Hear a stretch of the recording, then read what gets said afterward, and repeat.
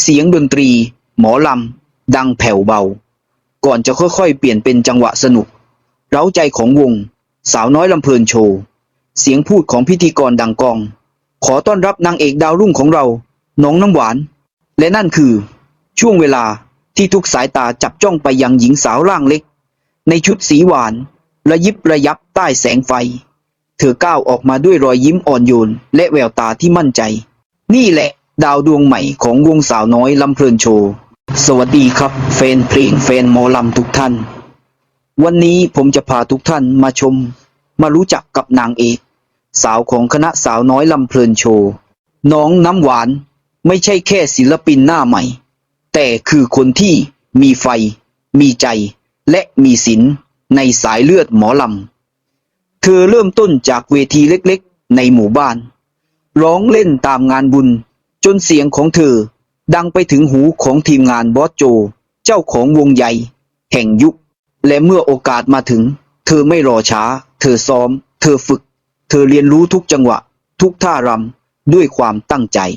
การเปิดตัวของน้องน้ำหวานทำให้แฟนๆต้องตะลึงน้ำเสียงหวานปนพลังถ่ายทอดอารมณ์หมอลำได้อย่างลึกซึ้งรำก็อ่อนช้อย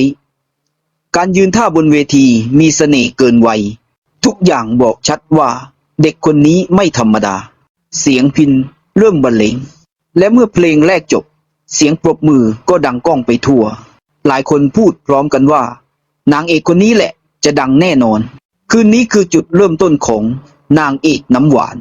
สาวน้อยจากบ้านเรียบง่ายที่มีหัวใจใหญ่กว่าท้องนาเธอกำลังเดินบนเส้นทางหมอลำที่ยิ่งใหญ่และนี่แหละคือแสงแรกของดาวที่กำลังจะส่องสว่างทั่วฟ้าอีสานในโลกของหมอลำที่มีดาวเกิดใหม่แทบทุกวันมีไม่กี่คนหรอกที่สามารถเปล่งแสงได้จริง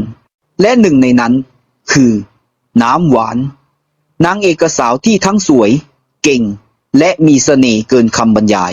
ตั้งแต่วันแรกที่ขึ้นเวทีเสียงร้องของเธอก็แตกต่างจากใครๆเสียงของน้ำหวานมีเอกลักษณ์เฉพาะตัวหวานนุ่มแต่แฝงพลังฟังแล้วอบอุ่นแต่ทรงอารมณ์เหมือนเสียงที่กลั่นออกมาจากหัวใจจริงๆเวลาเธอร้องเพลงช้าเธอถ่ายทอดความรู้สึกอย่างละเอียดทุกถ้อยคำแววตาเงียบสงบท่าทางเรียบง่ายแต่ทุกประโยคที่เธอส่งออกไปมันมีชีวิตส่วนเพลงเร็วหรือเพลงโชว์เธอก็เปลี่ยนโหมดได้ทันทีร่าเริงมีพลังและสนุกจนคนดูลุกขึ้นเต้นตามบนเวทีเธอไม่ใช่แค่นักร้องแต่คือนักแสดงในตัวการขยับมือท่ารำการยิ้มการสบตาคนดูทุกอย่างลงตัวพอดีเธอรำได้อย่างอ่อนช้อยมีความละเอียดอ่อนเหมือนศิลปินรุ่นใหญ่เวลาหมุนตัวผ้าสิ้นของเธอพริ้วตามจังหวะได้สวยราวกับภาพในฝันหลายคนในวงและแฟนคลับพูดตรงกันว่าน้ำหวานไม่ได้แค่สวยแต่เธอมีเสน่ห์จากข้างในเธอไม่เคยวางตัวห่างแฟนคลับเวลาไปเล่นงานที่ต่างจังหวัดเธอมักจะยิ้มทักทายจับมือกับทุกคนด้วยความจริงใจน้ำหวานบอกเสมอว่าหนูอยู่ตรงนี้ได้เพราะแฟนๆทุกคนหนูอยากร้องไห้เขามีความสุขที่สุดและนั่นแหละคือเหตุผลที่แฟนคลับรักเธอไม่เสื่อมคลาย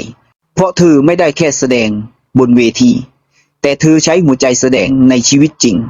ศิลปินหลายคนอาจจะดังด้วยโชคแต่น้ำหวานดังเพราะความตั้งใจ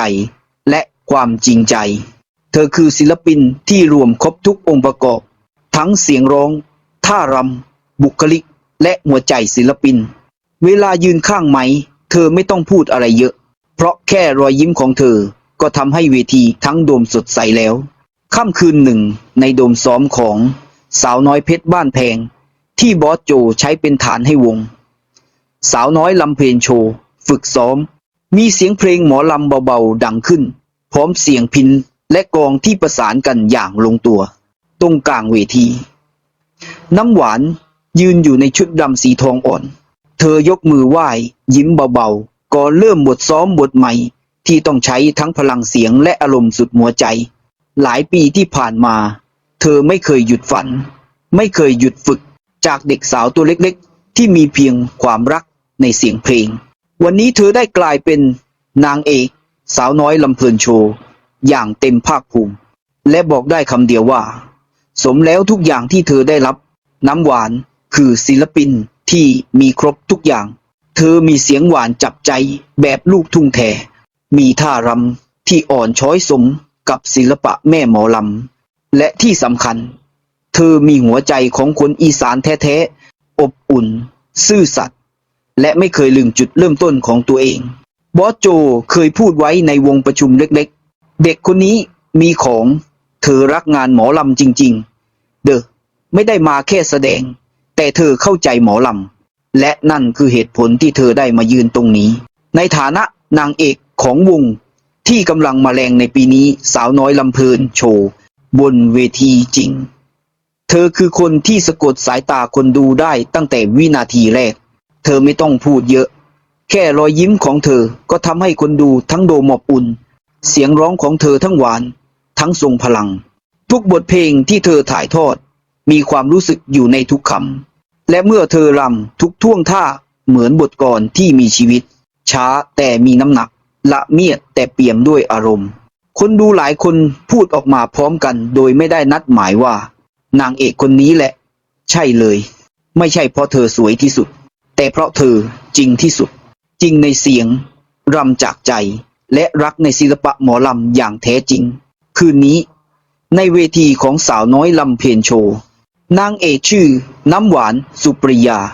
กำลังส่องแสงเจิดจรัสที่สุดในชีวิตของเธอ และทุกคนในวงรู้ดีว่า สมแล้วที่เธอได้เป็นนางเอกของสาวน้อยลำเพลินโชว์ สุดท้ายนี้ถ้าคุณชอบคลิปนี้ก็อย่าลืมกดไลค์ กดแชร์ กด Subscribe เพื่อเป็นกำลังใจให้กับทีมงานเราด้วยนะครับ